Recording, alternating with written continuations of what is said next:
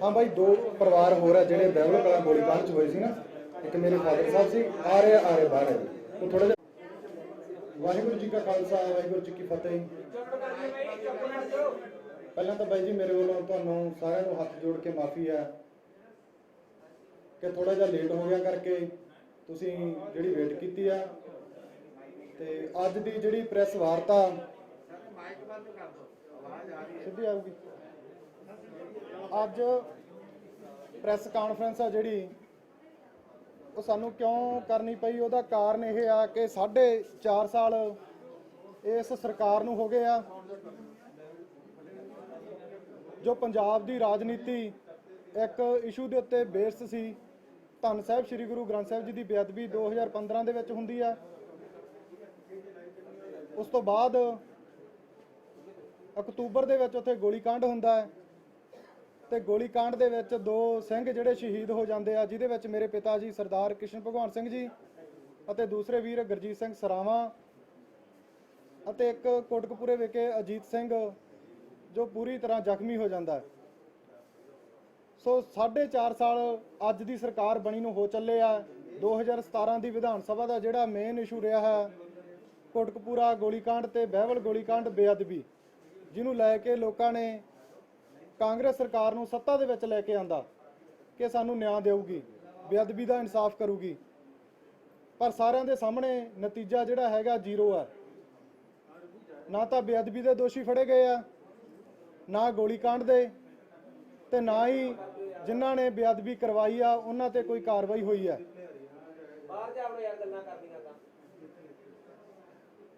ਸੋ ਅੱਜ ਫੇਰ 5 ਸਾਲ ਜਿਹੜੇ ਬੀਤਣ ਜਾ ਰਹੇ ਆ 2022 ਦੀਆਂ ਚੋਣਾਂ ਨੂੰ ਲੈ ਕੇ, ਉਹੀ ਸਰਕਾਰ ਉਹੀ ਰਾਜਨੀਤਿਕ ਲੋਕ ਫਿਰ ਦੁਬਾਰਾ ਉਹੀ ਮੁੱਦਾ ਲੈ ਕੇ ਆ ਰਹੇ ਆ, ਜਿਹੜਿਆਂ ਨੇ ਗੁਟਕਾ ਸਾਹਿਬ ਹੱਥ 'ਚ ਫੜ ਕੇ ਸਹੁੰ ਖਾਧੀ ਸੀਗੀ ਅਸੀਂ 2 ਮਹੀਨਿਆਂ ਦੇ ਅੰਦਰ ਬੇਅਦਬੀ ਦਾ ਜਿਹੜਾ ਹੱਲ ਕਰ ਦਿਆਂਗੇ, ਦੋਸ਼ੀਆਂ ਨੂੰ ਸਜ਼ਾਵਾਂ ਦੇਵਾਂਗੇ। ਸਾਰਾ ਕੁਝ ਹੋਣ ਦੇ ਬਾਵਜੂਦ ਵੀ, ਦੋਸ਼ੀਆਂ ਦੇ ਮੰਨਣ ਦੇ ਬਾਵਜੂਦ ਵੀ ਇੰਨੀ ਕੁ ਨਾਕਾਮੀ ਰਹਿੰਦੀ ਆ ਸਰਕਾਰ ਦੀ ਕਿ ਉਹ ਸਹੀ ਦੋਸ਼ੀਆਂ ਦੀ ਪਹਿਚਾਣ ਨਹੀਂ ਕਰ ਸਕੀ ਤੇ ਸਹੀ ਦੋਸ਼ੀਆਂ ਨੂੰ ਜੇਲ੍ਹਾਂ ਦੇ ਵਿੱਚ ਬੰਦ ਨਹੀਂ ਕਰ ਸਕੀ। ਤਾਂ ਹੁਣ ਫਿਰ ਉਸੇ ਤਰ੍ਹਾਂ ਹੀ ਮੈਂ ਇੱਥੇ ਸਾਰੇ ਰਾਜਨੀਤਿਕ ਪਾਰਟੀਆਂ ਨੂੰ ਕਹਿਣਾ ਚਾਹੁੰਦਾ ਕਿ ਪੰਜਾਬ ਦੇ ਵਿੱਚ ਹੋਰ ਬਹੁਤ ਮੁੱਦੇ ਆ ਤੁਹਾਡੀ ਰਾਜਨੀਤੀ ਵਾਸਤੇ। ਧੰਨ ਸਾਹਿਬ ਸ੍ਰੀ ਗੁਰੂ ਗ੍ਰੰਥ ਸਾਹਿਬ ਜੀ ਦੀ ਹੋਈ ਬੇਅਦਬੀ ਉਹ ਹਰ ਇੱਕ ਸਿੱਖ ਦਾ, ਹਰ ਇੱਕ ਪੰਜਾਬੀ ਦਾ ਜਿਹਦੇ ਨਾਲ ਹਿਰਦਾ ਵਰੁੰਦ ਲੈ ਗਿਆ, ਤਾਂ ਉਹ ਬੇਅਦਬੀ ਇੱਕ ਉਹਨਾਂ ਦਾ ਦਰਦ ਹੈ। ਸੋ ਤੁਸੀਂ ਉਹਨਾਂ ਦਰਦਾਂ ਦਾ ਖਿਲਵਾੜ ਕਰਕੇ ਉਹਨਾਂ ਤੇ ਮੱਲਮ ਲਾਉਣ ਦੀ ਥਾਂ ਤੇ ਤੁਸੀਂ ਜਿਹੜਾ ਉਹਨਾਂ ਦੇ ਜ਼ਖਮਾਂ ਤੇ ਲੂਣ ਭੁੱਕਦੇ ਹੋ, ਵਾਰ-ਵਾਰ ਬੇਅਦਬੀ ਤੇ ਗੋਲੀकांड ਦਾ ਜ਼ਿਕਰ ਕਰਕੇ ਆਪਣੀਆਂ ਵੋਟਾਂ ਬਟੋਰਨ ਦੀ ਕੋਸ਼ਿਸ਼ ਕਰਦੇ ਹੋ। ਸੋ ਮੈਂ ਸਾਰੇ ਰਾਜਨੀਤਿਕ ਲੋਕਾਂ ਨੂੰ ਕਹਿਣਾ ਚਾਹੁੰਦਾ ਕਿ ਤੁਹਾਡੇ ਕੋਲੇ ਪੰਜਾਬ ਦੇ ਹੋਰ ਬਹੁਤ ਮੁੱਦੇ ਆ, ਤੁਸੀਂ ਉਹਨਾਂ ਤੇ ਰਾਜਨੀਤੀ ਕਰੋ ਪਰ ਬੇਅਦਬੀ ਤੇ ਗੋਲੀकांड ਤੇ ਰਾਜਨੀਤੀ ਨਾ ਕਰੋ। ਜੇ ਤੁਸੀਂ ਕਿਤੇ ਵੀ ਜਾ ਕੇ ਇਸ ਇਸ਼ੂ ਨੂੰ ਰੱਖ ਕੇ ਵੋਟਾਂ ਮੰਗੋਗੇ ਤਾਂ ਸਾਡੇ ਪਰਿਵਾਰਾਂ ਵੱਲੋਂ ਤੁਹਾਡਾ ਪੰਜਾਬ ਦੇ ਹਰ ਇੱਕ ਕੋਨੇ ਦੇ ਵਿੱਚ ਜਿਹੜਾ ਵਿਰੋਧ ਕੀਤਾ ਜਾਊਗਾ। ਸੋ ਦੂਸਰੇ ਪਾਸੇ ਇਹਨਾਂ ਨੇ ਕੀ ਕੀਤਾ, ਹੁਣ ਦੁਬਾਰਾ ਫਿਰ ਮਤਲਬ ਸੁਨੀਲ ਜਾਖੜ ਜੀ ਦਾ ਬਿਆਨ ਆਇਆ ਪਿੱਛੇ ਜੇ। 4.5 ਸਾਲ ਦਾ ਸਮਾਂ ਜਿਹੜਾ ਬੀਤਿਆ ਬਹੁਤ ਜ਼ਿਆਦਾ, ਬਹੁਤ ਲੰਮਾ ਸਮਾਂ। ਦੋਸ਼ੀ CCTV ਦੇ ਵਿੱਚ ਬੰਦ ਹੈ, ਸਾਹਮਣੇ ਆ ਜਿਨ੍ਹਾਂ ਨੇ ਗੋਲੀਆਂ ਚਲਾਈਆਂ, ਜਿਨ੍ਹਾਂ ਨੇ ਬੇਅਦਬੀ ਕੀਤੀ, ਉਹਨਾਂ ਦੇ ਬਿਆਨ ਹੋਏ ਆ ਕਿ ਬੇਅਦਬੀ ਅਸੀਂ ਕੀਤੀ ਆ, ਇਹਦੇ ਕਹਿਣ ਤੇ ਕੀਤੀ ਆ। ਤੇ ਪੁੱਛਗਿੱਛ ਕਿੱਥੇ ਰੁਕਦੀ ਆ ਇਹਨਾਂ ਦੀ ਕਿ ਜਿਹੜੇ 4 ਕੁ ਬੰਦੇ ਆ ਉਹਨਾਂ ਦੇ ਕਿਤੇ ਹੈਂਡ ਰਾਈਟਿੰਗ ਮੈਚ ਕਰਾਉਣ ਲੱਗ ਜਾਂਦੇ ਆ, ਕਿਤੇ ਉਹਨਾਂ ਨੂੰ ਕਹਿ ਦਿੰਦੇ ਆ ਇਹਨਾਂ ਦੇ ਲਾਈਵ ਡਾਇਰੈਕਟਰ ਟੈਸਟ ਕਰਾਉਣੇ ਆ, ਕਦੇ ਉਹਨਾਂ ਨੂੰ ਕਹਿ ਦਿੰਦੇ ਆ ਕਿ ਇਹਨਾਂ ਦੇ ਵਿੱਚੋਂ 2 ਬੰਦੇ ਹੋਰ ਅਸੀਂ ਇਨਵੋਲਵ ਕਰ ਲਏ ਆ, ਉਹ 5 ਕੁ ਬੰਦਿਆਂ ਤੇ ਕਦੇ ਕਹਿੰਦੇ ਇਹਨਾਂ ਨੇ ਪੋਸਟਰ ਲਾਏ ਆ। ਸੋ ਉਹਨਾਂ ਦੇ ਬਿਆਨ ਚੰਗੀ ਤਰ੍ਹਾਂ ਪੜ੍ਹ ਕੇ ਦੇਖੀਏ, ਉਹ ਖੁਦ ਲਿਖਾਉਂਦੇ ਆ ਕਿ ਸਾਨੂੰ ਇੰਨਾ ਕੁਝ ਕਰਨ ਦੇ ਲਈ ਜਿਹੜੇ ਬੰਦੇ ਨੇ ਦੱਸਿਆ ਉਹਨਾਂ ਦਾ ਨਾਂ ਉਹਨਾਂ ਦੇ ਬਿਆਨਾਂ ਦੇ ਵਿੱਚ ਆ ਤੇ ਉਹਦੀ ਪੁੱਛਗਿੱਛ ਨਹੀਂ ਹੋ ਰਹੀ। ਗੱਲ ਕਰਾਂ ਮਹਿੰਦਰਪਾਲ ਬਿੱਟੂ, ਨਾਭਾ ਜੇਲ੍ਹ ਦੇ ਵਿੱਚ ਮਾਰਿਆ ਜਾਂਦਾ ਹੈ, ਤਾਂ ਮਹਿੰਦਰਪਾਲ ਬਿੱਟੂ ਦਾ ਬਿਆਨ ਹੈ, ਉਹ ਕਹਿੰਦਾ ਹੈ ਕਿ ਜਿਹੜਾ ਪਾਟਿਆ ਹੋਇਆ ਸਰੂਪ ਆ ਉਸ ਤੋਂ ਬਾਅਦ ਉਹਨੇ ਆਪਣੇ ਭਰਾ ਸੁਰਿੰਦਰਪਾਲ ਨੂੰ ਦਿੱਤਾ। ਤਾਂ ਸੁਰਿੰਦਰਪਾਲ ਦਾ 4.5 ਸਾਲ ਦੇ ਵਿੱਚ ਕੋਈ ਵੀ ਅੱਜ ਤੱਕ ਰਿਕਾਰਡ ਦੇ ਵਿੱਚ ਪੁੱਛਗਿੱਛ ਨਹੀਂ ਹੈ ਤੇ ਨਾ ਹੀ ਉਹ ਤੋਂ ਹੋਈ ਹੈ, ਨਾ ਹੀ ਉਹਦੇ ਪਰਿਵਾਰ ਤੋਂ ਹੋਈ ਹੈ। ਸੋ ਅਸੀਂ ਇਹਨਾਂ ਤੋਂ ਆਸ ਲਾਉਂਦੇ ਸੀਗੇ ਕਿ ਮਾਸਟਰਮਾਈਂਡ ਲੱਭਣਗੇ।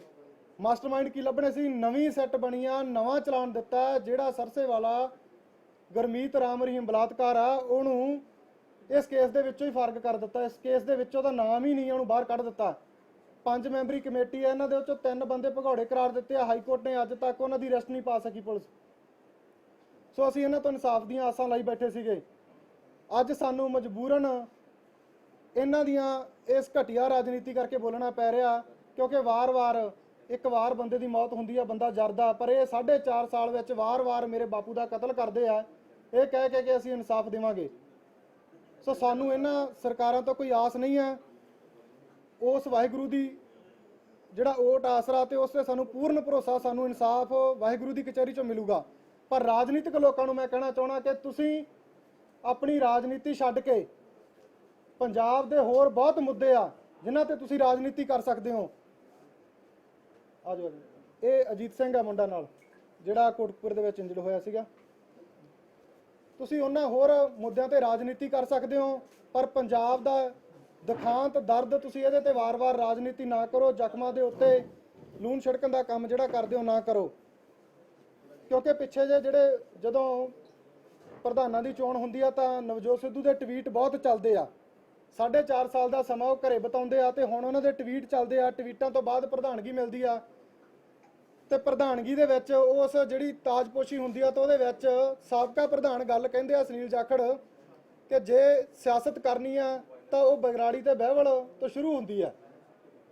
ਅਸੀਂ ਸਿਆਸਤ ਲਈ ਰਹਿ ਕੇ ਤੁਹਾਡੇ ਵਾਸਤੇ ਸਾਡੇ ਬਾਪੂ ਦਾ, ਮੇਰੇ ਦਾ ਕਤਲ ਕਰਤਾ, ਇਹਨਾਂ ਦੇ ਜਵਾਕ ਦਾ ਕਤਲ ਕਰਤਾ, ਕੀ ਕਸੂਰ ਸੀਗਾ?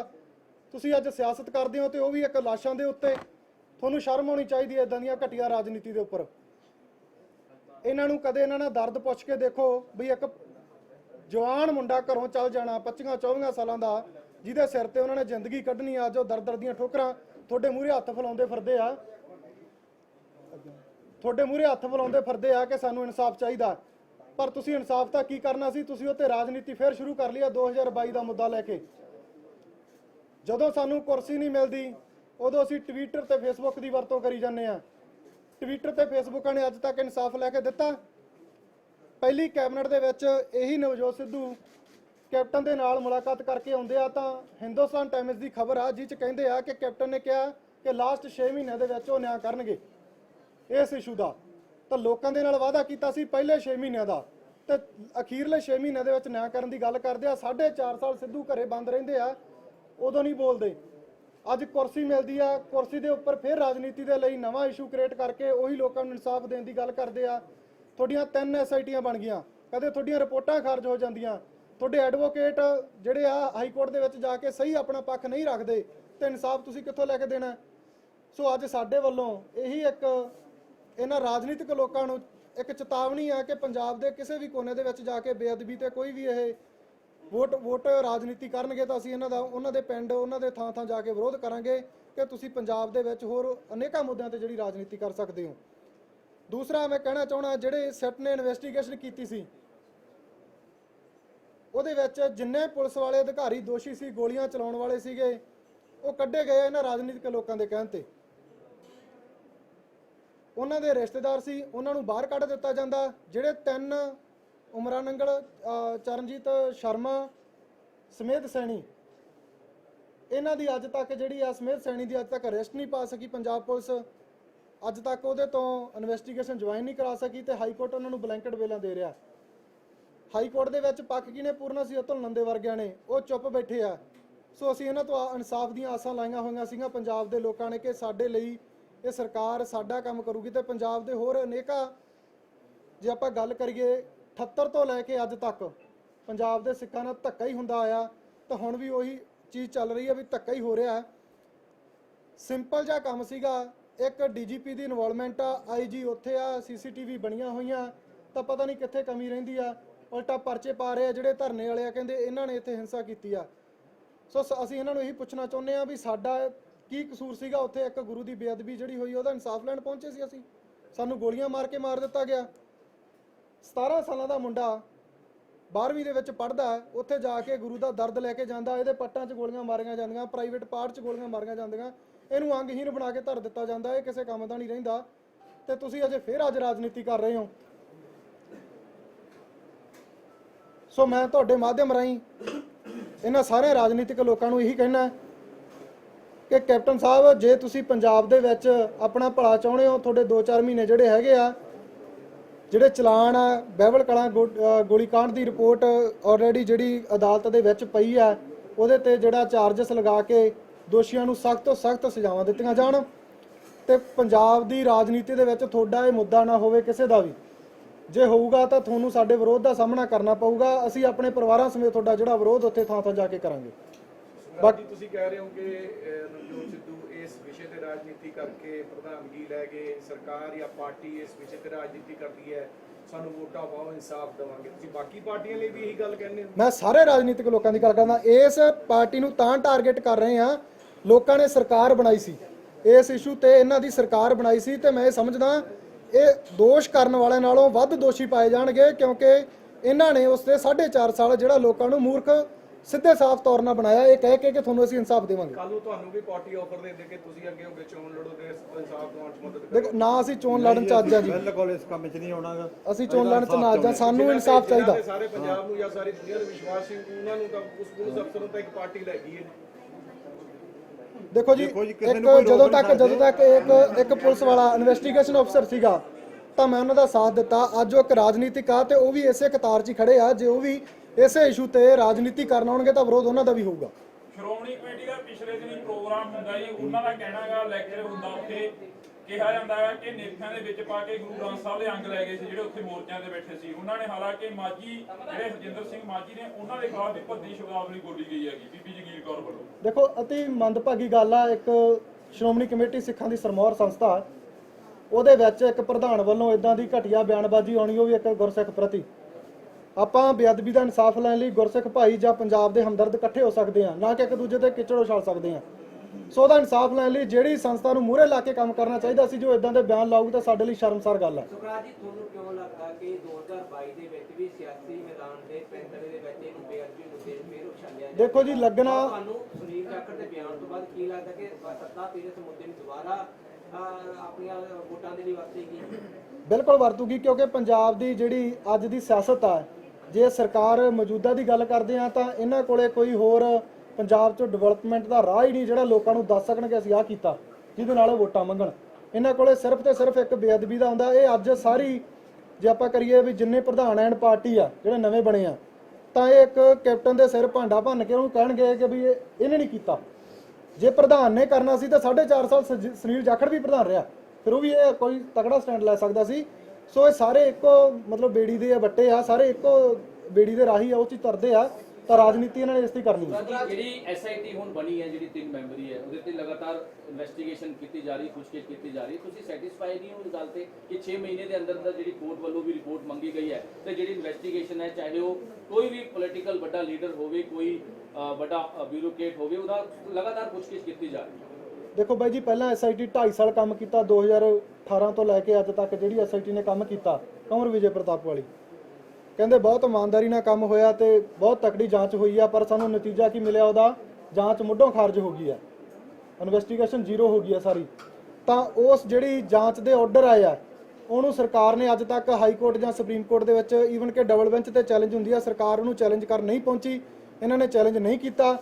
ਉਹਦਾ ਕਾਰਨ ਹੈ ਕਿ ਨਵੀਂ ਐਸਆਈਟੀ ਕੋਈ ਵੀ ਰਿਪੋਰਟ ਦੇ ਦੇ, ਜਿੰਨਾ ਟਾਈਮ ਪਹਿਲਾਂ ਵਾਲੀ ਜੱਜਮੈਂਟ ਨੂੰ ਚੈਲੰਜ ਨਹੀਂ ਕਰਦੇ, ਉਹਦੇ ਚੋਂ ਸਾਰਥ ਨਤੀਜੇ ਕੱਢ ਕੇ ਨਹੀਂ ਲੈ ਕੇ ਆਉਂਦੇ, ਤਾਂ ਨਵੀਆਂ 10 ਐਸਆਈਟੀਆਂ ਬਣਾ ਲਓ, 100 ਬਣਾ ਲਓ, 50 ਬਣਾ ਲਓ, ਤੁਹਾਨੂੰ ਨਤੀਜੇ ਜ਼ੀਰੋ ਮਿਲਣਗੇ। ਸੁਖਰਾਜ ਜੀ, ਪਿਛਲੇ ਦਿਨਾਂ ਦੇ ਵਿੱਚ ਜਦੋਂ ਤੁਸੀਂ ਉਹਨੇ ਇਲਜ਼ਾਮ ਲਗਾਇਆ ਕਿ ਡੇਰਾ ਪ੍ਰੇਮੀ ਨੂੰ ਬਾਹਰ ਕੀਤਾ ਗਿਆ ਹੈਗਾ, ਜਿਹੜਾ ਗੁਰਮੀਤ ਰਾਮ ਨੇ ਹੈਗਾ, ਬਿਲਕੁਲ, ਉਸ ਤੋਂ ਬਾਅਦ ਉਹਨਾਂ ਦਾ ਇੱਕ ਪ੍ਰਦੀਪ ਕਲੇਰ ਨਾਮ ਦਾ ਬੰਦਾ ਸੀਗਾ, ਉਸਦੇ ਪਿਓ ਦਾ ਨਾਮ ਅਸਲ ਨਾਮ ਹੈ ਸਾਧੂ ਰਾਮ, ਪਰ ਨਵੀਂ ਜਿਹੜੀ ਐਸਆਈਟੀ ਹੈ ਉਸਨੇ ਚਾਂਦੀ ਰਾਮ ਕਰ ਦਿੱਤਾ। ਤੁਹਾਨੂੰ ਲੱਗਦਾ ਹੈ ਕਿ ਕਿਤੇ ਨਾ ਕਿਤੇ ਡੇਰਾ ਪ੍ਰੇਮੀ ਨੂੰ ਬਚਾਉਣ ਦੀ ਸਾਜ਼ਿਸ਼? ਮੈਂ ਕਹਿੰਦਾ ਜੀ ਇਸ ਦੇ ਵਿੱਚ ਸਾਡੇ ਇਨਵੈਸਟੀਗੇਸ਼ਨ ਆਫਿਸਰ ਖਗੜਾ ਸਾਹਿਬ ਦਾ ਬਹੁਤ ਵੱਡਾ ਰੋਲ ਹੈ। 5 ਕੁ ਡੇਰਾ ਪ੍ਰੇਮੀਆਂ ਤੇ ਜਾਂਚ ਘਮਾਈ ਗਈ ਆ, ਤਾਂ ਉਹ 5 ਪ੍ਰੇਮੀਆਂ ਦੇ ਵਿੱਚੋਂ ਕੁਝ ਵੀ ਸਾਬਤ ਨਹੀਂ ਕਰ ਸਕੇ। ਅੱਜ ਉਹਨਾਂ ਦੇ ਨਾਮ ਬਦਲੇ ਜਾ ਰਹੇ ਆ, ਸਰਸੇ ਵਾਲੇ ਨੂੰ ਬਦਲਿਆ ਜਾ ਰਿਹਾ, ਦੂਸਰੇ ਪਾਸੇ ਬੇਗਨਾਹਾਂ ਨੂੰ ਕੁੱਟਿਆ ਗਿਆ, ਉਹ 'ਚ ਉਹਨਾਂ ਤੇ ਦੋਸ਼ ਮੜਨ ਦੇ ਲਈ। ਤੇ ਜਿਹੜੇ ਮੰਨੀ ਜਾਂਦੇ ਆ, ਜਿਹੜੇ ਮੈਂ ਪਹਿਲਾਂ ਵੀ ਦੱਸ ਚੁੱਕਿਆ, ਮਹਿੰਦਰਪਾਲ ਬਿੱਟੂ ਆਪਦੇ ਬਿਆਨਾਂ ਦੇ ਵਿੱਚ ਮੰਨ ਚੁੱਕਿਆ ਕਿ ਰਹਿੰਦਾ ਸਰੂਪ ਸੁਰਿੰਦਰਪਾਲ ਨੂੰ ਉਹਨੇ ਦੇਤਾ, ਬਿੱਟੂ ਨੇ ਆਪਦੇ ਭਰਾ ਨੂੰ, ਤਾਂ ਅੱਜ ਤੱਕ ਆਈਜੀ ਖਟੜਾ ਸਾਹਿਬ ਉਹਨਾਂ ਤੋਂ ਪੁੱਛਗਿੱਛ ਨਹੀਂ ਕਰ ਸਕੇ ਤੇ ਇਲਜ਼ਾਮ ਲਾ ਰਹੇ ਅੱਜ ਸਿੱਖਾਂ ਤੇ ਵੀ ਇਹਨਾਂ ਨੇ ਜਾਂ ਇਦਾਂ ਕੀਤਾ।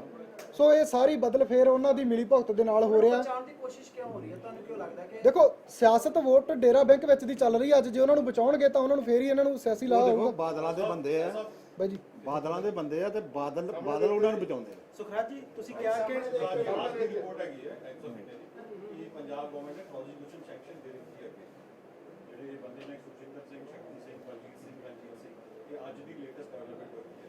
ਤੁਸੀਂ ਇਹਦੇ ਨਾਲ ਸਹਿਮਤ ਹੋ? ਬਾਈ ਜੀ ਇਹ 5 ਬੰਦਿਆਂ ਦੀ ਜਾਂਚ ਘਮਾਈ ਜਾਂਦੇ ਆ, ਜਿਹੜੇ ਮੈਂ ਤੁਹਾਨੂੰ ਪਹਿਲਾਂ ਹੀ ਦੱਸ ਚੁੱਕਿਆ। ਜਿਹੜੇ 5 2017 ਤੋਂ ਹੀ ਫੜੇ ਹੋਏ ਆ, ਜਦੋਂ ਤੋਂ ਆਪਣਾ 18 ਤੋਂ ਮੋਰਚਾ ਚੱਲਦਾ ਸੀ ਨਾ, ਇਹਨਾਂ ਦੀ ਇਨਵੈਸਟੀਗੇਸ਼ਨ ਪਹਿਲੀ ਸੈੱਟ ਬਣਦੀ ਆ, ਇਹ ਉਹਦੇ 'ਚ ਹੀ ਫੜੇ ਜਾਂਦੇ ਆ। ਉਹਨਾਂ ਤੇ ਜਾਂਦੀ ਆ 3 ਭਗੌੜਾ ਕਰਾਰ ਦਿੱਤਿਆਂ ਨੂੰ ਹਾਈ ਕੋਰਟ ਦੇ 2 ਮਹੀਨੇ ਤੋਂ ਉੱਪਰ ਦਾ ਸਮਾਂ ਹੋ ਗਿਆ, ਉਹਨਾਂ ਦੀ ਅੱਜ ਤਾਈਂ ਇਹਨਾਂ ਨੇ ਅਰੈਸਟ ਨਹੀਂ ਪਾਈ। ਸੋ ਅਸੀਂ ਇਹਨਾਂ ਤੋਂ ਆਸ ਕਿਵੇਂ ਰੱਖ ਸਕਦੇ ਹਾਂ ਇਹ ਡੇਰਾ ਰਾਮ ਰਹੀਮ ਤੱਕ ਪਹੁੰਚ ਜਾਣਗੇ? ਨਵਜੋਤ ਸਿੰਘ ਸਿੱਧੂ ਬਾਰ-ਬਾਰ ਕਹਿ ਰਹੇ ਨੇ ਕਿ ਜੀ ਮੈਂ ਗੁਰੂ ਦੀ ਬੇਅਦਬੀ ਦਾ ਇਨਸਾਫ ਦਿਵਾਉਣਾ, ਗੁਰੂ ਦੀ ਬੇਅਦਬੀ ਦਾ ਇਨਸਾਫ ਦਿਵਾਉਣਾ। ਤੁਹਾਨੂੰ ਲੱਗਦਾ ਕਿ ਨਵਜੋਤ ਸਿੰਘ ਸਿੱਧੂ ਦੇ ਪੱਲੇ ਕੁਝ ਹੈ ਕਿ ਤੁਹਾਨੂੰ ਇਨਸਾਫ ਦਿਵਾ ਸਕੇਗਾ? ਬਾਈ ਜੀ ਕਦੇ ਟਵਿੱਟਰਾਂ ਫੇਸਬੁੱਕਾਂ ਤੇ ਇਨਸਾਫ ਮਿਲੇ ਆ? ਜੇ ਉਹ ਮਿਲਦੇ ਹੁੰਦੇ ਜਾਂ ਕਿਸੇ ਦੇ ਕਹਿਣ ਦੇ ਨਾਲ ਹੋਵੇ ਵੀ ਇਹਨੇ ਕੀਤਾ, ਤਾਂ ਉਹ ਤਾਂ ਫਿਰ ਅਸੀਂ 4.5 ਸਾਲ ਤੋਂ ਬੋਲੀ ਜਾਂਦੇ ਆ ਬਈ ਮਤਲਬ ਫਲਾਣੇ ਬੰਦੇ CCTV ਦੇ ਵਿੱਚ ਆ ਚੁੱਕੇ ਆ। ਸੋ ਇਹ ਸਾਰੇ ਚੱਲੇ ਹੋਏ ਕਾਰਤੂਸ ਆ, ਆਪਣੀ ਜਿਹੜੀ ਰਾਜਨੀਤੀ ਜਮਾ ਰਹੇ ਆ, ਉਹ 'ਚ ਕੁਰਸੀ ਦੇ ਲਈ ਜਿਹੜਾ ਇਹ ਹੰਬਲੇ ਮਾਰ ਰਹੇ ਆ, ਅੱਜ ਇੱਧਰ ਤੇ ਅੱਜ ਇੱਧਰ। ਇਹਨਾਂ ਕੋਲ ਇੱਕ ਮੁੱਦਾ ਬੇਅਦਬੀ ਦਾ, ਇਹ ਗੁਰੂ ਦਾ ਸਹਾਰਾ ਲੈ ਕੇ ਜਿਹੜੀਆਂ ਗੱਲਾਂ ਕਰਦੇ ਆ ਵੀ ਅਸੀਂ ਇਨਸਾਫ ਦਿਵਾਵਾਂਗੇ, ਤਾਂ ਮੈਂ ਸਮਝਦਾ ਇਹਨਾਂ ਦਾ ਜੇ ਇਸ ਮੁੱਦੇ ਤੇ ਰਾਜਨੀਤੀ ਕਰਨਗੇ, ਇਹਨਾਂ ਦਾ ਪਹਿਲਾਂ ਨਾਲੋਂ ਵੀ ਮਾੜਾ ਹਸ਼ਰ ਹੋਊਗਾ। ਸੁਖਰਾਜ ਤੁਸੀਂ ਕਿਹਾ ਕਿ ਹਰ ਇੱਕ ਕੋਨੇ ਦੇ ਵਿੱਚ ਵਿਰੋਧ ਕਰਾਂਗੇ, ਕੋਈ ਵੀ ਸਿਆਸੀ ਪਾਰਟੀ ਇਹਦੇ ਤੇ ਜੇਕਰ ਸਿਆਸਤ ਕਰਦੀ ਆ। ਕਿੰਨੇ ਕੁ ਪਰਿਵਾਰ ਆ? ਸ਼ਹੀਦਾਂ ਦੇ 2 ਪਰਿਵਾਰ ਨੇ ਦੇਖੋ ਜੀ, ਔਰ ਜ਼ਖਮੀਆਂ ਦੇ ਕਿੰਨੇ ਕੁ ਪਰਿਵਾਰ ਆ? ਮਤਲਬ ਤੁਸੀਂ ਜਿਹੜੇ ਮੈਂ ਕਹਿੰਦਾ ਜਿਹੜੇ ਬਹਿਵਲ ਦੇ ਵਿੱਚ ਜਿੰਨੇ ਉੱਥੇ ਗਵਾਹ ਹੋਏ ਆ, ਮੰਨਦੇ ਆ ਨਹੀਂ ਸਾਡੇ ਨਾਲ ਆਇਆ ਇਸ ਟਾਈਮ ਕਿਉਂਕਿ ਪਿੰਡਾਂ ਦੇ ਵਿੱਚ ਕੰਮ ਵਗੈਰਾ ਚੱਲਦਾ, ਪਰ ਸਾਰੇ ਇਸ ਚੀਜ਼ ਤੋਂ ਦੁਖੀ ਆ। 150-200 ਬੰਦਾ ਬਹਿਵਲ ਦਾ ਗਵਾਹ, ਜਿਨ੍ਹਾਂ ਤਿੰਨੇ ਹੱਥਾਂ ਤੇ ਡਾਂਗਾ ਚੱਲੀਆਂ, ਗੋਲੀਆਂ ਚੱਲੀਆਂ, ਉਹ ਕਿਵੇਂ ਇਹਨਾਂ ਰਾਜਨੀਤਿਕ ਲੋਕਾਂ ਨੂੰ ਪਿੰਡਾਂ ਦੇ ਵਿੱਚ ਵੜਨ ਦੇਣਗੇ? ਕਿਵੇਂ ਕਹਿਣਗੇ ਵੀ ਤੁਸੀਂ ਸਾਡੇ ਪਿੰਡ ਆ ਕੇ ਵੋਟ ਇਸ ਗੱਲ ਦੇ ਉੱਤੇ ਮੰਗ ਸਕਦੇ ਹੋ, ਬੇਅਦਬੀ ਦੇ ਉੱਤੇ? ਸੋ ਅਸੀਂ ਜਿੰਨੇ ਗਵਾਹ, ਜਿੰਨੇ ਜ਼ਖਮੀ ਆ, ਜਿੰਨੇ ਉਹ 'ਚ ਸ਼ਹੀਦ ਹੋਏ ਆ, ਸਾਰੇ ਪਰਿਵਾਰ ਇਕੱਠੇ ਹੋ ਕੇ ਵਿਰੋਧ ਕਰਾਂਗੇ। ਸੁਖਰਾਜ ਜੀ ਰਾਹੁਲ ਗਾਂਧੀ ਵੀ ਬਹਿਬਲ ਕਲਾ ਪਹੁੰਚੇ 2016 ਦੇ ਵਿੱਚ ਜੀ। ਇਸ ਤੋਂ ਬਾਅਦ ਜੋ ਧਰਨੇ ਲਗਾਤਾਰ ਚੱਲੇ 2019 ਦੇ ਵਿੱਚ ਜਿਹੜਾ ਮੋਰਚਾ ਲੱਗਿਆ ਸੀ, ਉਸ ਨੂੰ ਕ੍ਰਿਸ਼ਨਦਰ ਬਾਜਵਾ ਤੇ ਇਹ ਆਪਣੇ ਦੂਸਰੇ ਮੰਤਰੀ ਕਿੱਟੀ ਢਿੱਲੋਂ ਤੇ ਵਿਧਾਇਕ ਸੀ, ਉਹ ਵੀ ਪਹੁੰਚੇ। ਕਿਹਾ ਤੁਹਾਨੂੰ ਭਰੋਸਾ ਦਿੱਤਾ ਸੀਗਾ ਸੁਖਜਿੰਦਰ ਸਿੰਘ ਰੰਧਾਵਾ ਵੱਲੋਂ ਕਿ ਅਸੀਂ ਇਨਸਾਫ ਦਿਵਾਵਾਂਗੇ। ਇਹ ਦੋਵਾਂ ਕੜੀਆਂ ਨੂੰ ਤਰੀਕੇ ਵਿੱਚ ਰਾਹੁਲ ਗਾਂਧੀ ਵੀ ਆਉਣਾ, ਇਸ ਤੋਂ ਬਾਅਦ ਇਹਨਾਂ ਮੰਤਰੀਆਂ ਦੀ ਇਨਵੋਲਵਮੈਂਟ ਹੋਈ। ਰਾਹੁਲ ਗਾਂਧੀ ਦਾ ਤਾਂ ਸਰਕਾਰ ਬਣਾਉਣ ਤੋਂ ਪਹਿਲਾਂ ਆਉਣਾ, ਇੱਕ ਆਪਣੀ ਜਿਹੜੀ ਉਹਨੇ ਮਤਲਬ ਵੋਟ ਬੈਂਕ ਜਮ੍ਹਾਂ ਕੀਤੀ ਪਹਿਲਾਂ ਆਇਆ 2017 ਤੋਂ। ਜਿਹੜਾ ਮੋਰਚੇ ਦੇ ਵਿੱਚ ਜਿਹੜੇ ਮੰਤਰੀ ਜਾਂਦੇ ਆ, ਤ੍ਰਿਪਤਿੰਦਰ ਬਾਜਵਾ ਹੋ ਗਿਆ, ਸੁਖੀ ਰੰਧਾਵਾ ਹੋ ਗਿਆ, ਕਿੱਕੀ ਢਿੱਲੋਂ ਆ, ਕੁਲਵੀਰ ਜੀਰਾ ਜਾਂ ਹੋਰ ਆ, ਇਹ ਮੈਂ ਸਮਝਦਾ ਕੈਪਟਨ ਨਾਲੋਂ ਵੱਧ ਦੋਸ਼ੀ ਆ। ਕੈਪਟਨ ਗੁਟਕਾ ਸਾਹਿਬ ਹੱਥ 'ਚ ਫੜ ਕੇ ਸਹੁੰ ਖਾਂਦੇ ਆ, ਤਾਂ ਇਹ ਗੁਰੂ ਮਹਾਰਾਜ ਦੀ ਹਜ਼ੂਰੀ ਦੇ ਵਿੱਚ ਖੜ ਕੇ ਕਹਿ ਕੇ ਜਾਂਦੇ ਕਿ 6 ਮਹੀਨੇ ਦੇ ਵਿੱਚ ਤੁਹਾਡੀਆਂ ਮੰਗਾਂ ਪੂਰੀਆਂ ਕਰਾਂਗੇ। ਸੋ ਇਹ ਉਦੋਂ ਵੱਧ ਦੋਸ਼ੀ ਆ। ਸਿੱਖ ਜਥੇਬੰਦੀਆਂ ਨੇ ਜੋ ਮੈਂ ਉੱਥੇ ਸਮਝਦਾ ਜਿਹੜੇ ਮੋਰਚੇ ਦੀ ਮੋਰਚਾ ਚੱਕਿਆ ਗਿਆ, ਉਹ ਕਮੀ ਕਿਤੇ ਨਾ ਕਿਤੇ ਮੋਰਚੇ ਦੀ ਡਿਕਟੇਟਰਸ਼ਿਪ 'ਚ ਰਹੀ ਆ। ਉਹਨਾਂ ਨੇ ਇਹਨਾਂ ਤੇ ਭਰੋਸਾ ਕੀਤਾ ਕਿਉਂਕਿ ਜਿਹੜੀ ਸਰਕਾਰ ਬੇਅਦਬੀ ਨੂੰ ਲੈ ਕੇ ਬਣੀ ਸੀ, ਉਹ 2 ਸਾਲਾਂ ਦੇ ਵਿੱਚ ਇਨਸਾਫ ਨਹੀਂ ਦੇ ਸਕੀ। ਆਪਾਂ ਮੋਰਚਾ ਲਾਇਆ ਤਾਂ ਤੁਸੀਂ ਉਹਨਾਂ ਤੇ ਦੁਬਾਰਾ ਯਕੀਨ ਕਰਕੇ ਮੋਰਚਾ ਚੱਕਿਆ ਕਿ ਤੁਹਾਡੇ ਉੱਥੇ ਚੰਦ ਕੁ ਬੰਦੇ ਆ ਕੇ ਜਿਹੜੇ ਤੁਹਾਨੂੰ ਬਹਿਕਾਵੇ 'ਚ ਲੈ ਕੇ ਮੋਰਚਾ ਚੁਕਾ ਗਏ ਆ। ਤੇ ਅੱਜ ਉਹ ਮੈਂ ਸਮਝਦਾ ਵੀ ਉਹ ਸਿੱਖ ਜਥੇਬੰਦੀਆਂ ਵੀ ਥਾਂ ਵਿਰੋਧ ਦਾ ਸਾਹਮਣਾ ਕਰ ਰਹੀਆਂ, ਜਿਹੜੀਆਂ ਇਹਨਾਂ ਦੇ ਬਹਿਕਾਵੇ 'ਚ ਆਈਆਂ ਸੀ। ਦੇਖੋ ਜੀ, ਨਹੀਂ ਅਕਾਲੀ ਦਲ ਬਾਰੇ ਬੋਲਣ ਨੂੰ ਕੋਈ ਇਸ਼ੂ ਨਹੀਂ ਆ। 2017 ਇਹਨਾਂ ਰਾਜਨੀਤਿਕ ਲੋਕਾਂ ਦੀ ਸਜ਼ਾ ਹੁੰਦੀ ਆ ਵੋਟ ਬੈਂਕ। ਮੈਂ ਪੰਜਾਬ ਦੇ ਲੋਕਾਂ ਨੂੰ ਤੁਹਾਡੇ ਮਾਧਿਅਮ ਰਾਹੀਂ ਇਹੀ ਬੇਨਤੀ ਕਰਨਾ ਆ, ਕੋਈ ਵੀ ਬੰਦਾ ਇਸ ਇਸ਼ੂ ਤੇ ਬੋਲਦਾ, ਅਸੀਂ ਉਹਦਾ ਵਿਰੋਧ ਕਰਾਂਗੇ। 2017 ਦੇ ਵਿੱਚ ਪੰਜਾਬ ਦੇ ਲੋਕਾਂ ਨੇ ਉਹਨਾਂ ਨੂੰ ਪਾਸੇ ਲਾਤਾ, ਸਾਨੂੰ ਸਾਰਿਆਂ ਨੂੰ ਪਤਾ। ਤਾਂ 2022 ਦੇ ਵਿੱਚ ਮੈਂ ਕਹਿੰਦਾ ਇਹਨਾਂ ਦਾ ਉਦੋਂ ਮਾੜਾ ਹਸ਼ਰ ਲੋਕ ਕਰਨਗੇ ਜੇ ਬੇਅਦਬੀ ਦੇ ਇਸ਼ੂ ਨੂੰ ਲੈ ਕੇ ਇਹ ਵੋਟਾਂ ਮੰਗਣ ਆਉਣ।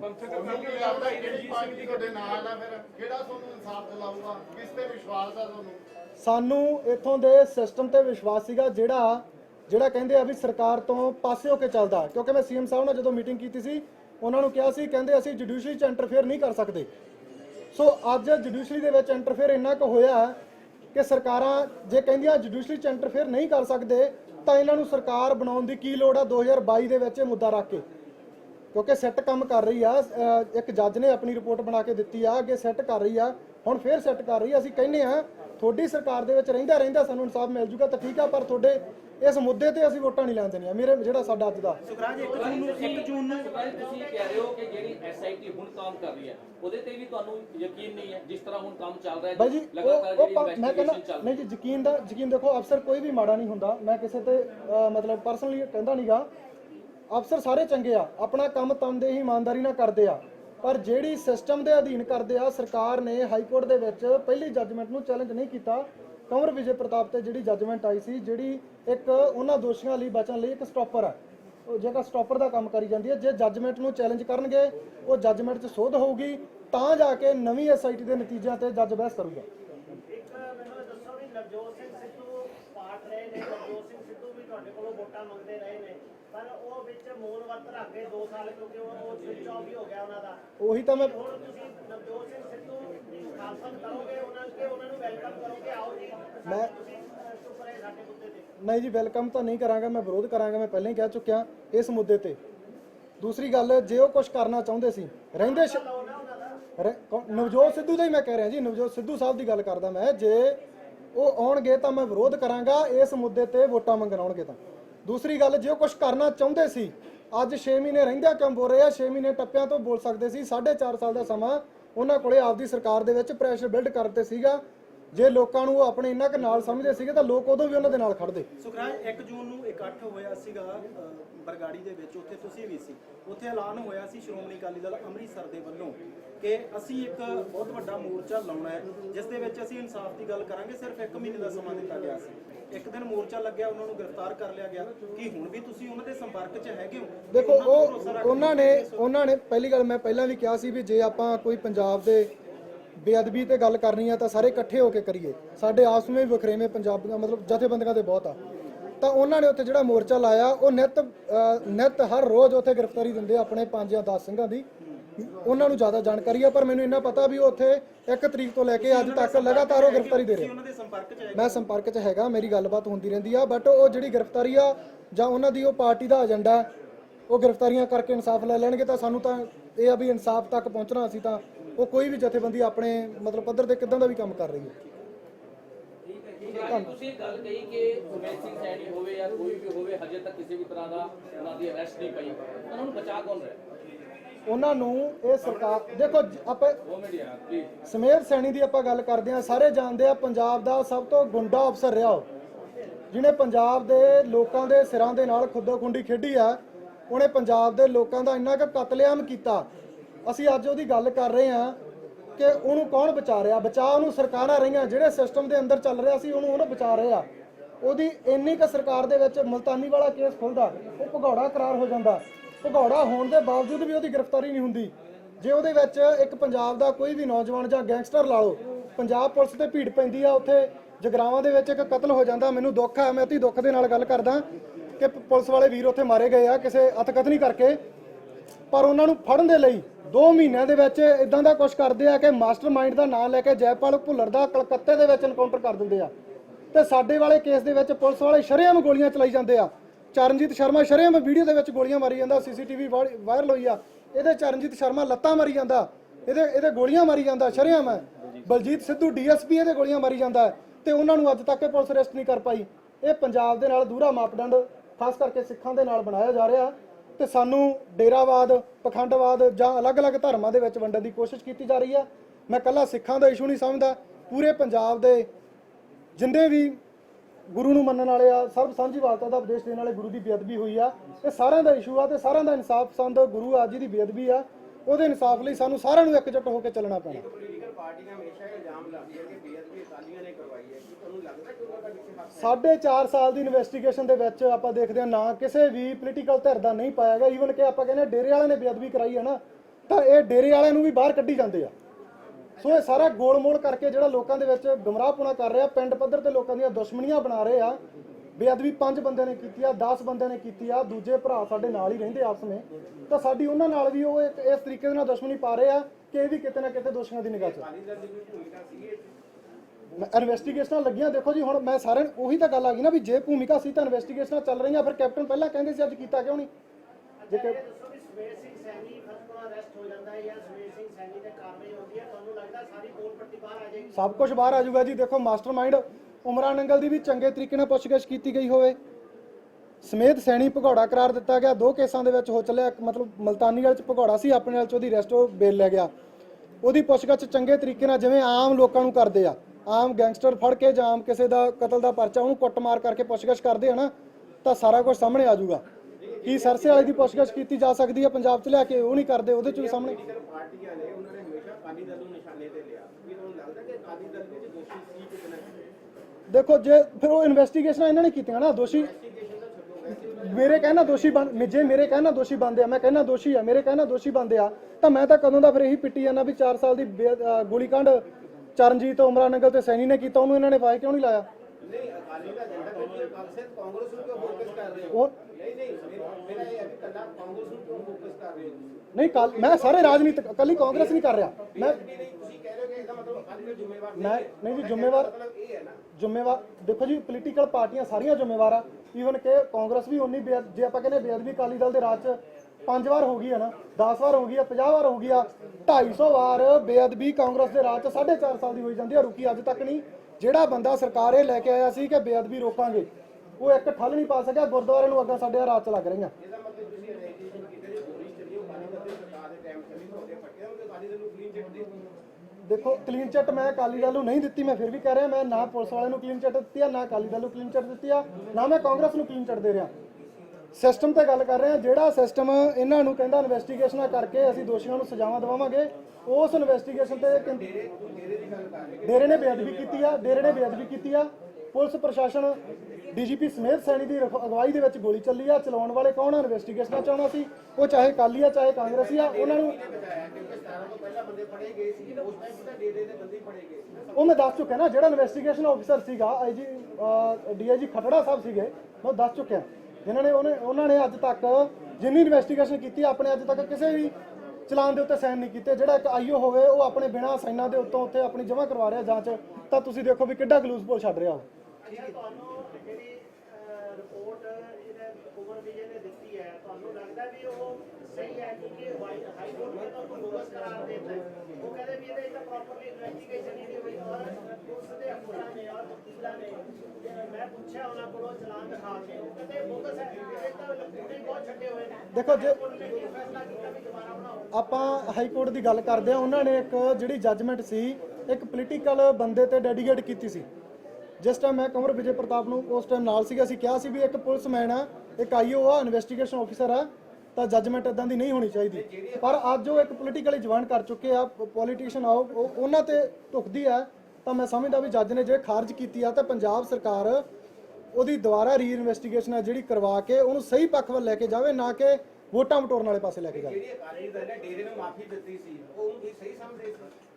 ਨਹੀਂ ਜੀ ਬਿਲਕੁਲ, ਮਾਫੀ ਦਾ ਕਨਸੈਪਟ ਆਇਆ ਸੀ ਜਿਹੜਾ ਸ਼੍ਰੋਮਣੀ ਕਮੇਟੀ ਨੇ ਦਿੱਤਾ ਸੀ ਬਿਲਕੁਲ ਗਲਤ ਆ, ਉਹ ਅੱਜ ਵੀ ਅਸੀਂ ਕਹਿੰਦੇ ਆ, ਤੇ ਉਹਨਾਂ ਨੇ ਉਸ ਤੇ ਹਮੇਸ਼ਾ ਸਿੱਖ ਜਥੇਬੰਦੀਆਂ ਦਾ ਇੱਕੋ ਸਟੈਂਡ ਰਿਹਾ ਕਿ ਉਹ ਗਲਤ ਆ। ਜਿਹੜਾ ਸ਼੍ਰੋਮਣੀ ਕਮੇਟੀ ਪ੍ਰਬੰਧਕ ਗੁਰਦੁਆਰਾ ਕਮੇਟੀ ਨੇ ਮਾਫੀ ਦਿੱਤੀ ਆ, ਜਿਹਦੇ ਕਰਕੇ ਸਾਰਾ ਫਸਾਦ ਸ਼ੁਰੂ ਹੋਇਆ। ਹੁਣ ਜੋ ਜਾਖੜ ਸਾਹਿਬ ਵੀ ਕਹਿ ਰਹੇ ਨੇ, ਨਵਜੋਤ ਸਿੰਘ ਕਹਿ ਰਹੇ ਕਿ ਇਨਸਾਫ ਦਵਾ ਦੇ, ਕਮਿਸ਼ਨ ਨੂੰ ਲੱਗਦਾ ਕਿ ਇਨਸਾਫ ਤੋਂ ਮਿਲੇਗਾ, ਉਹ ਦੋਸ਼ੀ ਮਹੀਨੇ 2 ਰਹਿ ਗਏ ਇਹਨਾਂ ਦਾ ਚੋਣ ਕਮਿਸ਼ਨ ਲੱਗ ਜਾਣਾ, ਇਹਨਾਂ ਨੇ ਸਿਰਫ ਵੋਟਾਂ ਬਟੋਰਨੀਆਂ। ਇਹਨਾਂ ਨੇ ਕਹਿਣਾ ਹੈ ਜਦੋਂ ਇਲੈਕਸ਼ਨ ਕੋਡ ਲੱਗ ਗਿਆ ਹੋਵੇ ਸਾਡੀ ਇਨਵੈਸਟੀਗੇਸ਼ਨ ਨਹੀਂ ਹੋ ਰਹੀ, ਨੈਕਸਟ ਪਾਰਟ ਦੇ ਵਿੱਚ ਕਰਾਂਗੇ।